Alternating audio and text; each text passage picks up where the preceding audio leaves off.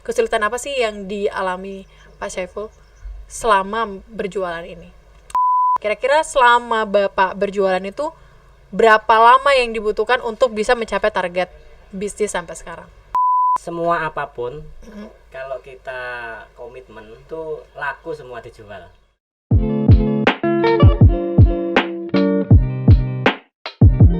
Halo, selamat datang di podcast Rumah Degiri, Rumah Demokrasi, Gagasan, dan Inspirasi.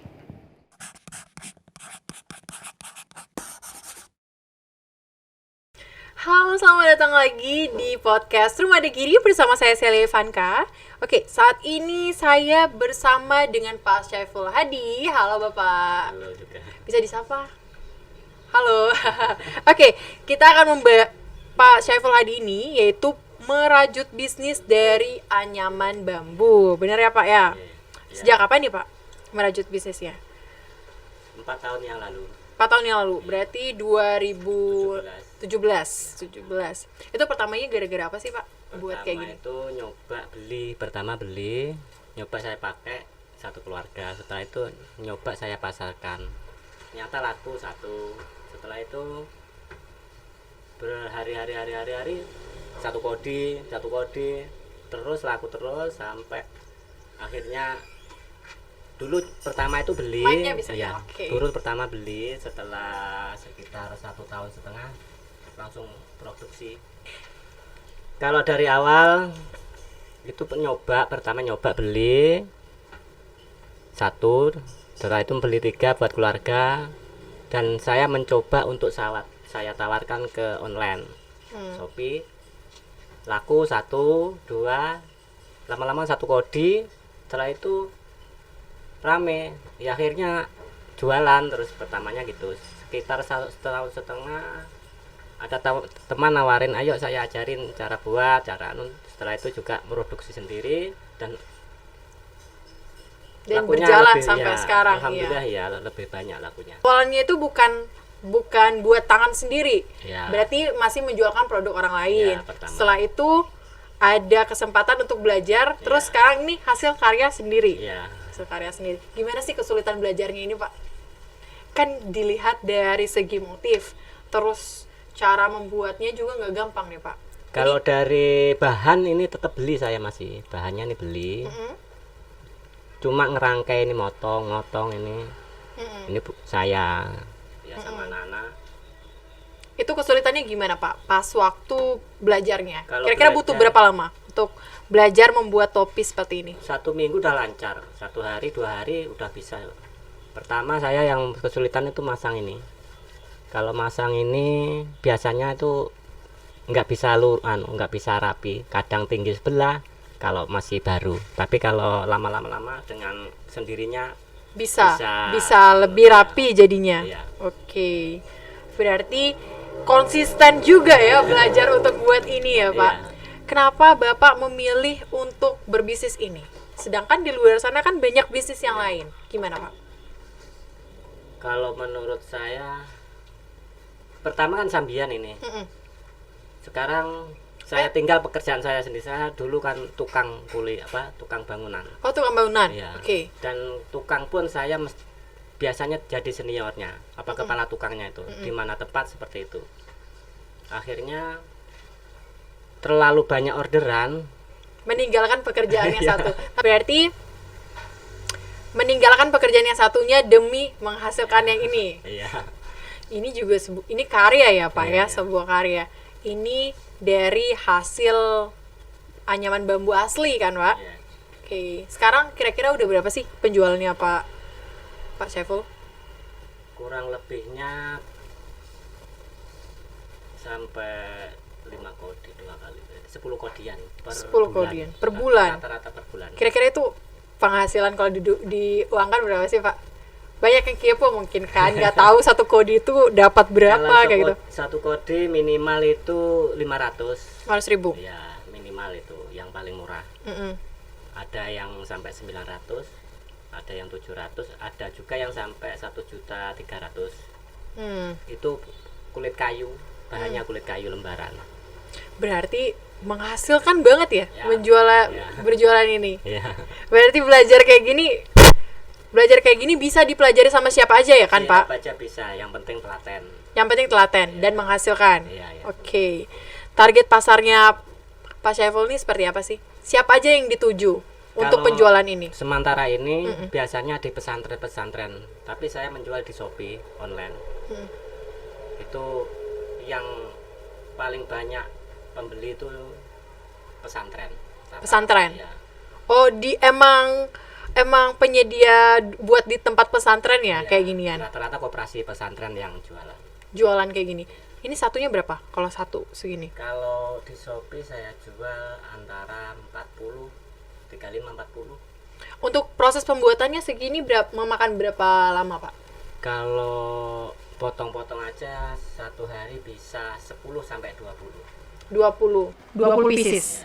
Tapi kalau jadi seperti ini, Iya, jadi seperti itu. langsung jadi seperti ini dalam sehari itu bisa 20 pieces. Maksimal ya.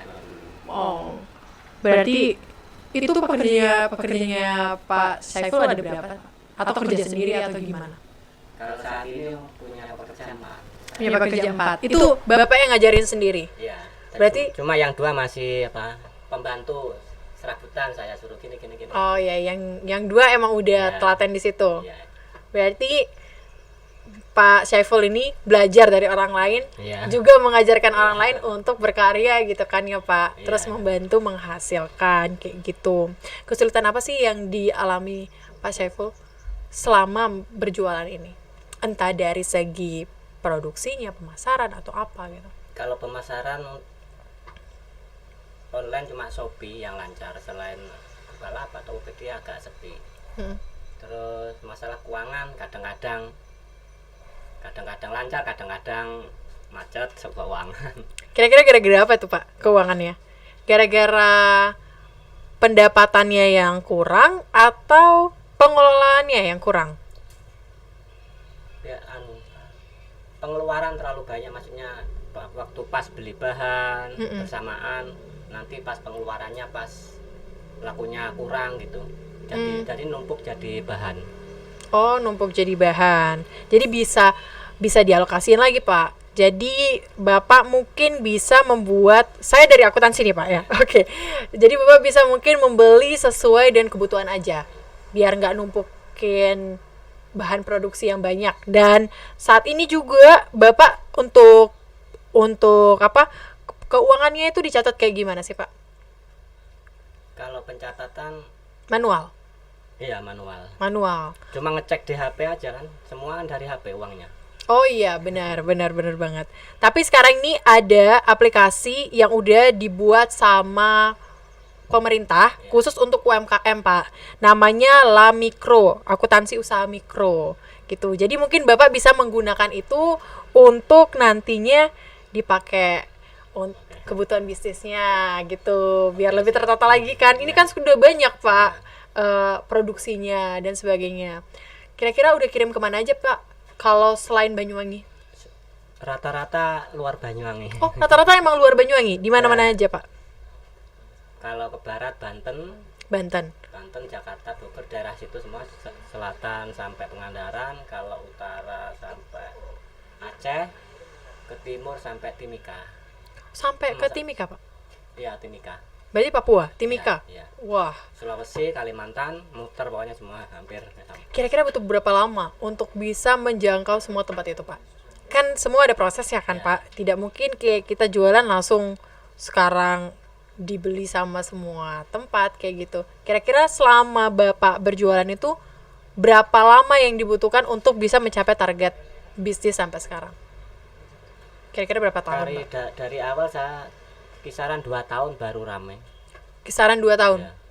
Berarti pentingnya sebuah bisnis itu konsisten ya Pak ya. Walaupun awalnya kita belum sampai di puncak, tapi kita tetap konsisten untuk berjualan kayak gitu. Apalagi memanfaatkan digitalisasi sekarang, ya kan Pak? Orang-orang kan sekarang kalau belanja itu pada mau yang nggak ribet, mau lewat online shop aja. Apalagi memanfaatkan Shopee ya Pak ya. Nah, marketplace. Jadi dari marketplace itu pendapatnya lebih banyak berarti. Iya. Kayak gitu. Jadi buat teman-teman semua yang punya usaha bisnis, gunakan marketplace, atau sekarang kan kita udah di zaman digitalisasi. Nah, kita dituntut untuk dapat mempergunakan itu marketplace tadi untuk menyebarluaskan bisnis kita kayak gitu. Ya kan, Pak? Iya. Benar, setuju nggak, Pak? Setuju. Setuju pastinya. Oke,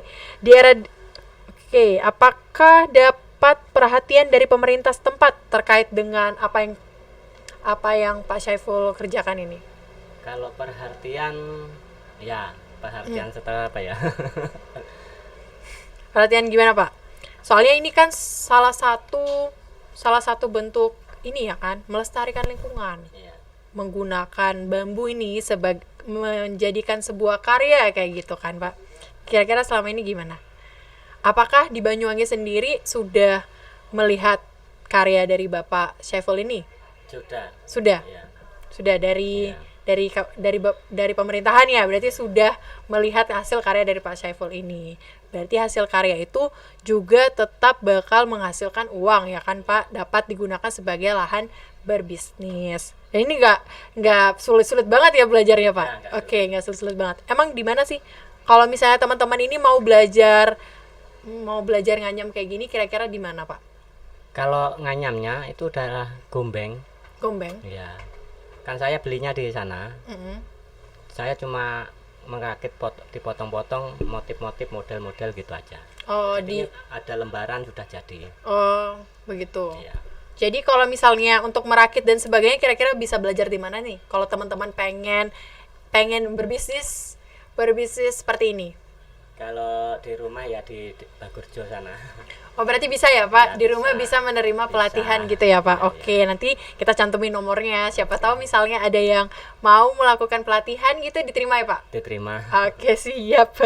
Oke, harapannya Bapak nih kepada masyarakat luar sana yang masih kesulitan berbisnis, khususnya memanfaatkan hasil-hasil karya seperti ini kayak gitu, Pak. Harapannya gimana nih ke depannya biar masyarakat di luar sana itu lebih aware, lebih sadar terhadap melestarikan lingkungan. Kayak gini kan, Pak?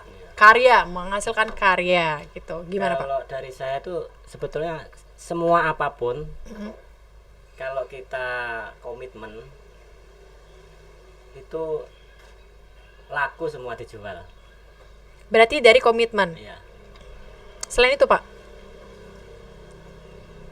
Apa ya contohnya, apa aja yang saya jual itu pasti laku di Shopee itu. Jual apa aja, Pak, selama ini? Selain ini? Selain ini saya tasbih, Mm-mm.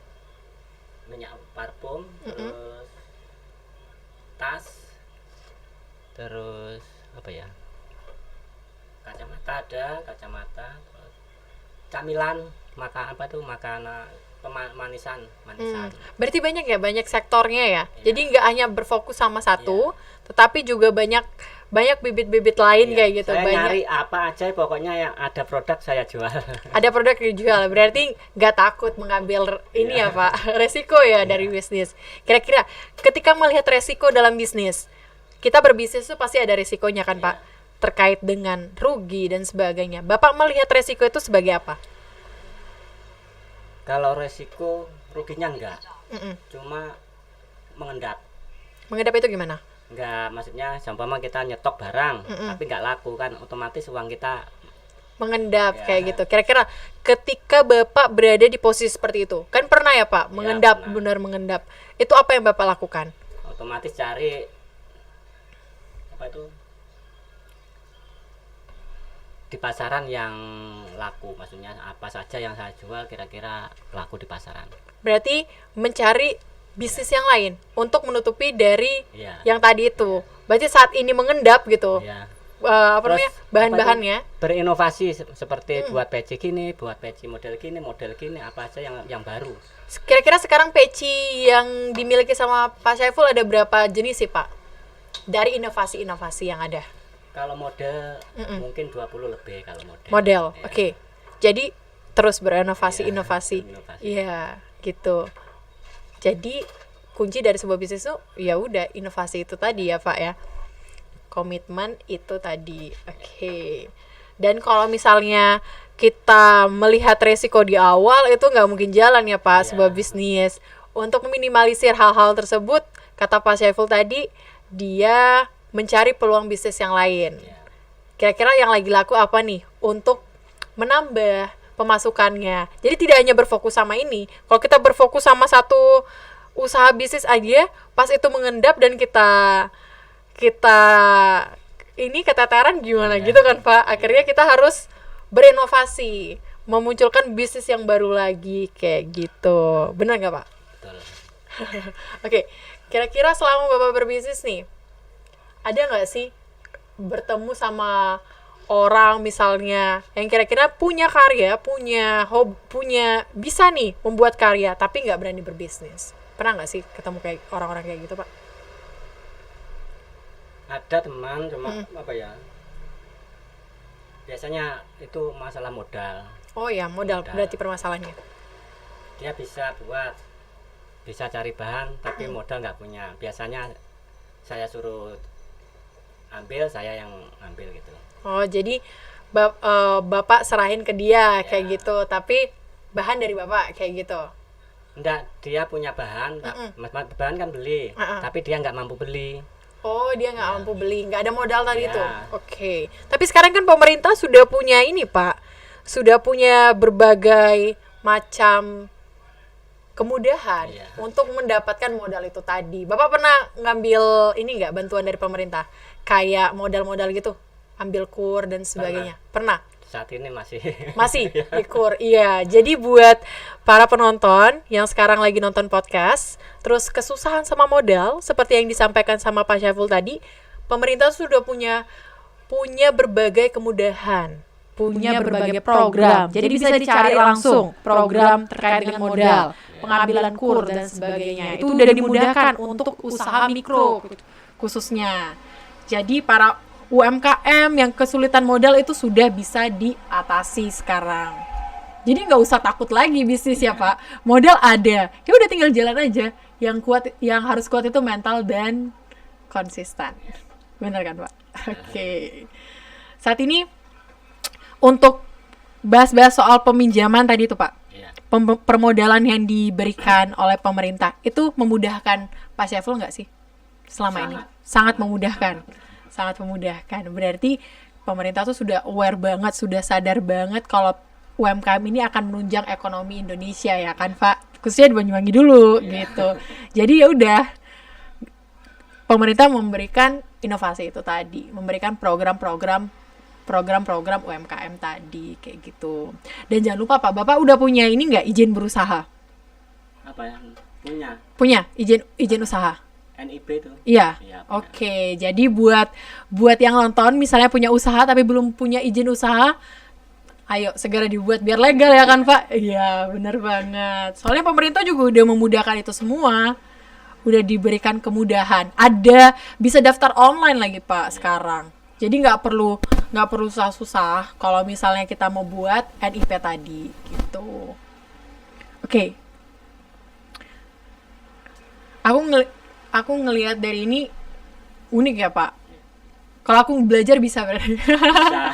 Tapi jangan deh, nanti kebanyakan tugas kalau misalnya aku ngerjain ini. Oke. Kemarin soalnya aku tuh tertarik gini Pak. Ini kan datang ke sini ya kan, ini baru dibawa ke sini. Oke, ini datang ke sini terus aku ngelihat kok unik gitu topinya. Jadinya pengen ketemu sama Bapak secara langsung gitu, ngomong-ngomong soal topinya gitu.